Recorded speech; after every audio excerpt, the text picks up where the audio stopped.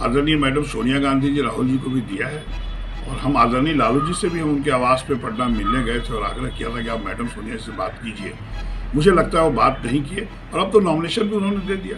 देखिए, राष्ट्रीय जनता दल और कांग्रेस के बीच जिस प्रकार से लगातार तल्ख तेवर जो अपनाए हुए हैं, महागठबंधन से अलग हो गई है कांग्रेस। इस बार आरजेडी ने भी पोस्टर से बाहर निकाल दिया, तो तमाम तरह की बातें आरजेडी और कांग्रेस के बीच चल रही है।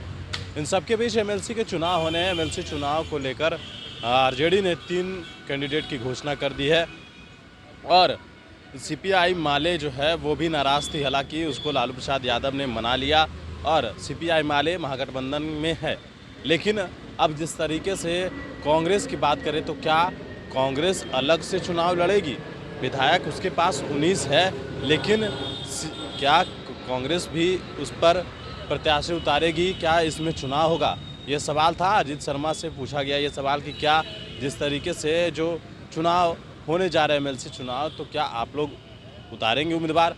उन्होंने कहा है कि जिस प्रकार से लालू प्रसाद यादव राष्ट्रीय जनता दल के साथ हम लोगों ने 2020 विधानसभा चुनाव लड़ा था और हमारे पास 19 विधायक हैं और हम लोग दूसरे नंबर पर हैं, तो हम लोग चाहते थे कि मिलजुल कर चुनाव लड़ें।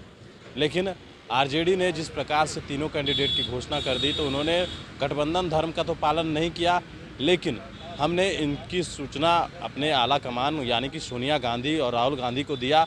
उन्होंने कल शाम ये फैसला दिया कि आखिरकार चुनाव भी कैसे लड़ेंगे। उनके पास विधायक भी 19 है और इस चुनाव को जीतने के लिए 34 विधायक की ज़रूरत है।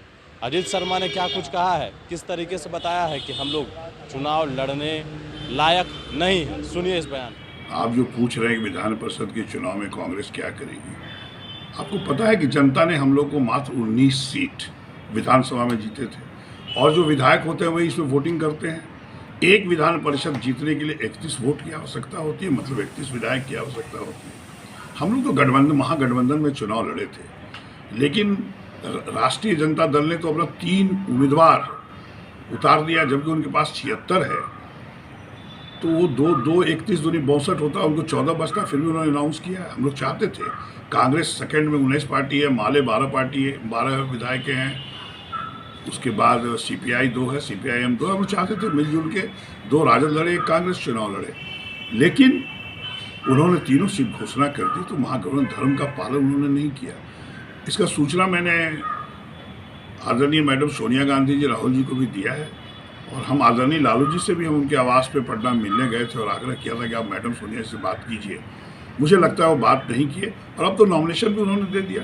तो हम लोग का अब यही है कि आला कमान ने जो निर्णय कल लिया है, शाम में हमें बताया कि आप जब 19 हैं, जनता ने आपको 19 ही दिया है, तो आप चुनाव कैसे लड़ सकते हैं। तो हम लोग यही उम्मीद करते हैं कि अब 19 पे हम लोग हॉर्स ट्रेडिंग नहीं करना चाहते कि हम लोग चुनाव लड़ें और 31 पुराने के लिए खरीद फरोख्त करें।